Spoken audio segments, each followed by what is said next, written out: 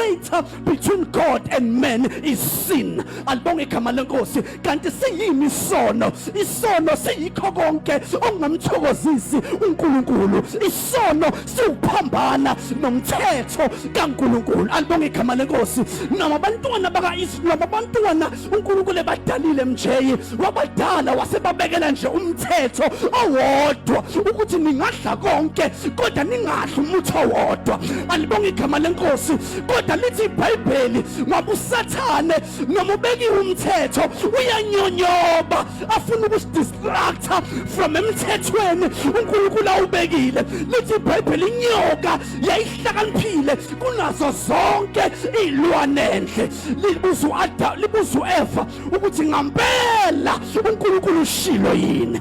Alibonge igama lenkosi. And inyoka ayiyi kuAdam ngoba uAdam uyena ozwe izwi from God. Kodwa inyoka meyiya iya kule wesifazane otshelwe yindoda ukuthi uJehova uthe singadli ngoba uSathane meqhamuka akazukuhlasela la ustrong ngakhona kodwa uzokuhlasela la ubuthakathaka ngakhona ngoba wayazi uSathane nikhona bangcwele. Wayazi uSathane ukuthi mangeke ngathola wesifazane nje nendoda automatically sengitholile ngoba indoda incanela okushiwa owesifazane. Nikhona bangcwele. Lithi iBhayibheli inyoka yashifta nje izwi likaNkulunkulu yathi niyukufa nokufa. Lithi iBhayibheli kowesifazane kwavuleka amehlo. Lithi iBhayibheli wasebona umuthi usuncanelekile ukuthi ungadleka kodwa lo muthi umfundisi inkosi bebephila nawo engawuboni ukuthi uncanelekile ngenxa ukuthi bebambe ukusho kukaJehova ukuthi bengawudli. Kodwa uma sekhuluma isitha engqondweni yabo kwavuleka amehlo wasewubona usuncanelekile manje ukuthi ungadleka. Nikhona bangcwele ngoba izinto obukade uyibona singafanele ukudliwa uma ugcwele izwi likaNkulunkulu, uma uSathane esekufida information wrong uyibona sifanele ukudliwa. Alibonge igama lenkosi. Kwenzakaleni sengena isono empilweni yakho ngoba isono ehlukanisa umuntu noNkulunkulu. Alibonge igama lenkosi. Ngingashumayela ebusuku. Allow me to preach. Lithi iBhayibheli wadla owesifazane wasenika indoda yakhe. Yaqala umonakalo madoda esenikile indoda yakhe. Lithi iBhayibheli ndabandaba kwavuleka amehlo bayibona benqunu kanti kavele uNkulunkulu bebadalile benaked kodwa manje ngenxa ukuthi sengena isono sebeyibona benqunu. Lithi iBhayibheli bazakhela ibhinqo ngezihlahla. Uyabona ukuthi ngesikhathi kungena isono kwalahleka nengqondo ngoba izihlahla ziyabuna, izihlahla ezesikhashana. Ingakho nje abantu beyinyangene beyakubathandazi bafuna ibhinqo zesikhashana ngoba silahlekile inkazimulo kaNkulunkulu eyayibakhavile in the Garden of Eden.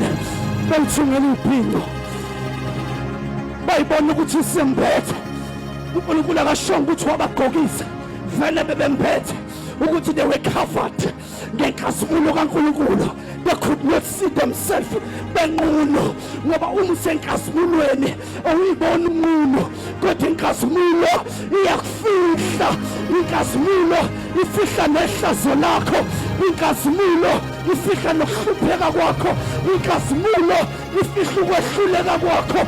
Inkazimulo ifihla ubunyonga bakho. Inkazimulo ifihla ubuwiki bakho.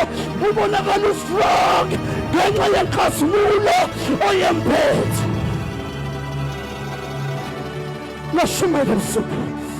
Nashumayela ebusuku ngizomandla ngizinto yasekhaya.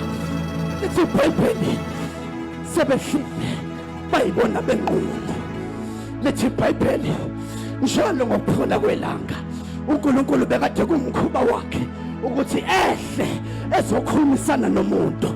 uNkulunkulu wenza dume ngazo mfundisi inkosi uyehla uzokhulumisana noNkulunkulu namuntu kanti ama-bridge abexhumanisa umuntu noNkulunkulu asenqamukile ngenxa yesono. Ngoba noma uNkulunkulu ethanda kodwa isono esikuwe sikwenza ungaxhumani naye. Uyabona uma umzali ukhulelwe kunalenkaba engaphakathi ekuthiwa i-umbilical cord exhumanisa umama nengane. Kuthi umama uma edla ukudla okuhealthy abese kuhamba ngalenkaba kuxhumanisa umama nengane. Naye uNkulunkulu no-Adam, there was this umbilical cord yayibahlanganisa emazulwini nasemhlabeni, kodwa masengena isono yanqamuka. Simuza uNkulunkulu esebuza ethi, Adam, Adam, where are you? Adam, Adam, where are you? Kwenze njani Adam? Angitholi manje. Ayisekho le relationship ebekade ikhona, ayisekho le fellowship ebekade ikhona yokuphola kwelanga. Adam, where are you? Lithi iBhayibheli wathi ngizwe izwi lakho ngase ngiyaqasha. Fundisa uBlose lelizwi likaNkulunkulu belimphilisa engakasidli isono, kodwa manje sekuyilizwi esilimqashisa manje from the presence of the Lord. Ngoba uma sengena isono empilweni yomuntu, lokho futhi angabuya kujabulela kodwa uyakubalekela okuyizwi likaNkulunkulu. Isono siyamhlukanisa umuntu noNkulunkulu. Kwalahleka connection. Thina silungisa ama-DSTV ivele ibhala ukuthi there is no signal ngoba isa-connects. Usabathe uyapressa u-191 u-161 ufuna ukubuka iThe Queen, there is no signal. Naku-Adam no-Eva there was no signal. Isignal ibilahlekile. Noma u-Adam ethanda ukuhlangana noNkulunkulu kodwa isignal ibinqamukile. Inqanyulwe isono, there is no signal. Signal is lost due to weather or faulty installation. Signal is lost. There's no signal, there's no signal. Siyafisa ukuya kuNkulunkulu kodwa isono sinqamulile ama-bridge. There's no signal.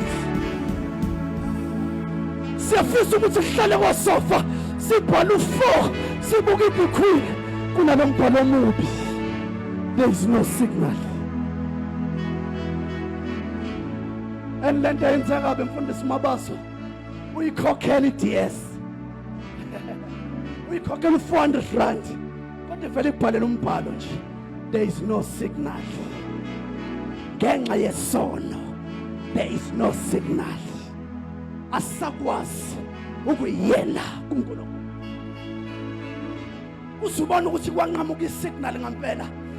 Lithi iBhayibheli kuhambe kwahamba ngenxa yesono. Even abantu fundisa uBlose bebengavumelekile ukuthi bayiyele kuNkulunkulu, kodwa bethunyelwa umpriest and bekuneshenqo sethempeli ehlukanisa abantu noNkulunkulu. Bekulumpriest naye umpriest bekade boshwe ngamaketanga ngoba naye bekufanele ukuthi ayingcwelise because there was no signal anymore. Imithandazo yethu besihanjisana umpriest, kodwa makabonga uNkulunkulu ngoJohn 3:16 ngokuba uNkulunkulu walithanda izwe kangaka waze wanikela ngendodana yakhe esele iyodwa ukuba iloyo naloyo olahlekelene naye kubuyisa ubudlelwane, kubuyisa isignal. Oh rababashathalabasa. Ngifumele ngishumayele ebusuku. Wabona uNkulunkulu emazulwini ukuthi iyalahleka lento kimi. Adam, where are you? Angikutholi la kimi. Ngisabathe ngiyacinga ngikutholi. Lithi iBhayibheli, he gave his only begotten son, that whomsoever who believeth in this son shall not perish. kodwa benokuphila phakathi. Yiloyo mlayezo esithunyiwe akukunika ukuthi uJesu weza emhlabeni ukuzolanda uAdam ohlulekile, uAdam ogcwele isono, kepha weza uJesu weza emhlabeni wambatha inyama waba isono ukuze thina singasaba isono.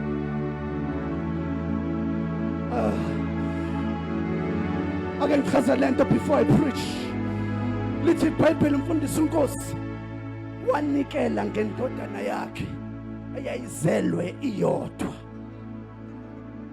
ngenxa yokuthi bekade kulahleke ingxenye esixhumanisa noNkulunkulu.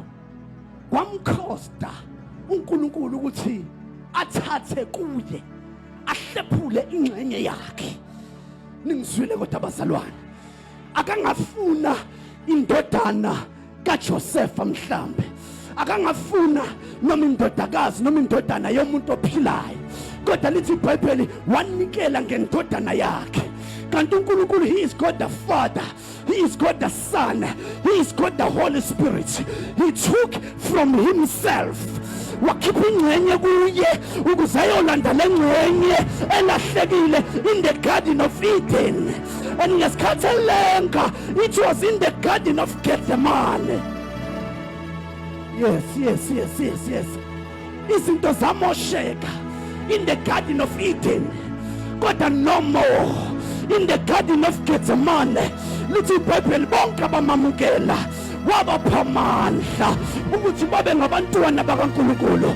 In the Garden of Eden siyahluleka, in the Garden of Eden simbethe isono, kodwa in the Garden of Gethsemane siyabuyiselwa.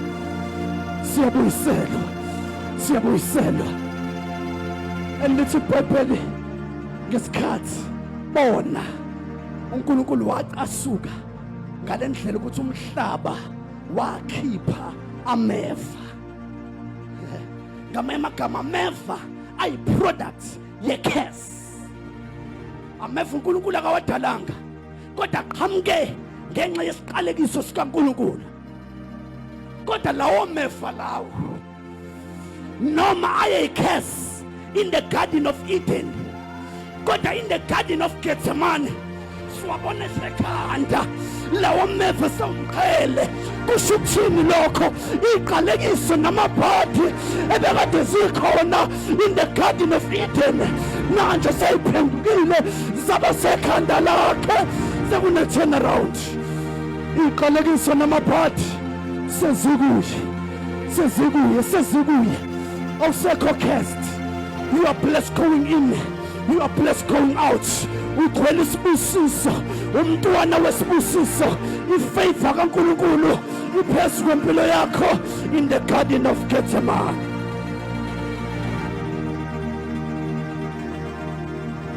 In the Garden of Gethsemane izinto zabuyiselwa.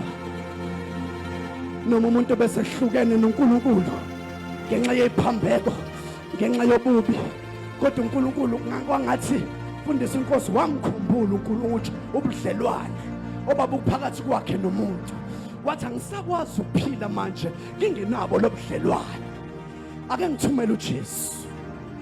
uJesu weza emhlabeni wafika wazosilanda, wasikhipha in the garden, wasikhipha sinqunu sinjalo, wasikhipha sinamathemba ethu abunayo, wasithatha wasiqokisa inkazimulo, wasenza saba bahle, wasenza saqualifya, wasenza saba madodana kaNkulunkulu, wasenza saba indlalifa sikaNkulunkulu, wasenza saba neaccess ekuyeleni kuNkulunkulu. Asasidingi isihenqo anymore.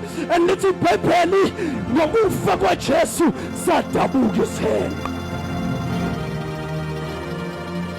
Kusho ukuthini lokho? Kusho ukuthi sesine-access mambiyela wokuyiyela kuNkulunkulu, sithi Abba Baba. Sisine-access. Asamdinga umpriest anymore. Usiyakwazi ukuyiyela ekhumbini lakho ungena uvala isicapha bese uthi Abba Baba, ngoba usinikezile amandla to say Abba Baba. Usinikezile wabuyisa i-restoration lezinto ezayilahlekile in the Garden of Eden, wayibuyisa sambathiso inkazimulo. Shu ayishubeleke namhlanje, shubeleke namhlanje,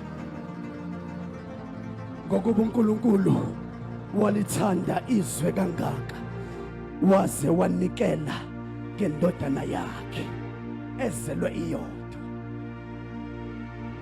Jesu maselenga siphambanweni kunomqhele wameve ekhanda lakhe, kugcwele inhlamba, kugcwele amabhadi, kugcwele iqalekiso, kugcwele kumphimisela ngamathe, ugcwele imvimbo, ukhandlekile, ushayile. Wayishayelwa mina nawe ukuze mina nawe iqalekiso ingasabalelwa kimi, ukuze mina nawe amabhadi angasabalelwa kuwe. Uyangixaka uma uyikholwa usasebenzisa igama lokuthi unebhadi. Amagama uyamphuca uKristu esiphambanweni ibhadi ulibuyisela kuwe. Kodwa thina singabantu besibusiso sembathi inkazimulo ngenxa ukuthi sibuyisiwe endaweni. Lethe iBhayibheli, akekho oya kuBaba ngaphandle kwami. uJesu uzile emhlabeni ukuzoba igate ukuthi loyo naloyo okholwa indodana angaphuphi kodwa abe nophilo phakathi. Singaphakama sime ngenyawo.